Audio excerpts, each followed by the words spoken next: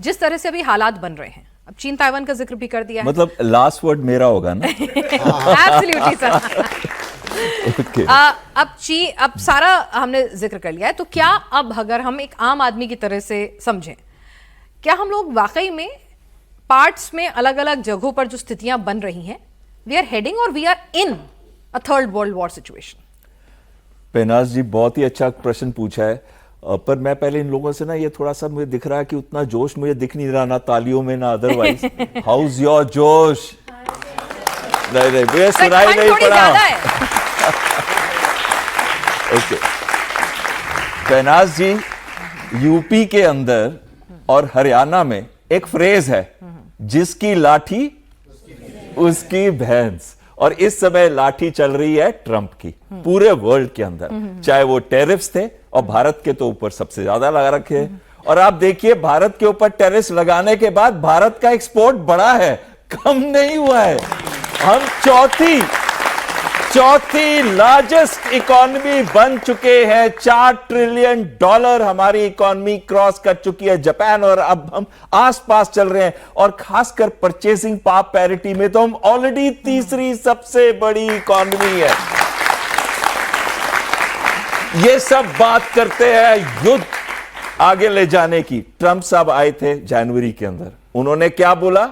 हम शांति के दूत हैं। आपको कहीं शांति दिख रही है? वो अशांति के दूत है, शांति के दूत नहीं है। और सबसे बड़ी बात आ जाती है यहां पे, जैसे कि सारे मेरे को पैनलिस्ट कह रहे थे सब तेल का चक्कर है और वो सब है, बिल्कुल सही कह रहे हैं, लेकिन ट्रंप के मन में क्या है? एक समय में ना 1823 में एक मुनरो डॉक्ट्रिन होती थी। मुनरो डॉक्ट्रिन का मतलब है कि प्रेसिडेंट मुनरो ने कहा था, जो भी यूरोप के वेस्टर्न हेमिस्फीयर आता है वो अमेरिका का है, बाकी सब दूसरों का। यानी कि दादागिरी जो है सिर्फ अमेरिका की चलेगी, कोई कॉलोनियलिज्म नहीं होगा वेस्टर्न हेमिस्फीयर। वेस्टर्न में क्या आता है? नॉर्थ अमेरिका, साउथ अमेरिका, तो उस जगह पे सिर्फ अमेरिका की दादागिरी होगी। और आज कॉलोनियलिज्म नया आ रहा है, मैं इसको न्यू कॉलोनियलिज्म कहता हूं। यानी कि अब ट्रंप पश्चिम करते रहेंगे तो वापस भारत पहुंच जाएंगे यहां पे। तो कहीं ना कहीं ये सारी दादागिरी मैसेज देने के लिए है। किन किन को मैसेज दिया जा रहा है? माडुरो चले जाएंगे, मशाडो आ जाएंगी, जिनको नोबेल पीस प्राइज मिला था, अगर आपको याद होगा। और उन्होंने ऑलरेडी, ट्रंप ने अपने ट्रूथ सोशल में ये कह दिया कि हमने हिरासत में ले लिया है उनके मादुरो को और उनकी पत्नी को। लेकिन जो अगला स्टेप है अब वो आएगा कि मशाडो को बनना चाहिए वहां पे प्रेसिडेंट। और मशाडो ने शुरू से कहा है कि जो नोबेल पीस प्राइज मैं अर्पण करती हूं किसको? ट्रंप को। यानी कि जो ट्रंप चाहते हैं वही होगा, जेड़ा मैं चाहता ना वही होएगा दुनिया के अंदर। और बात क्या आता है ये मैसेज?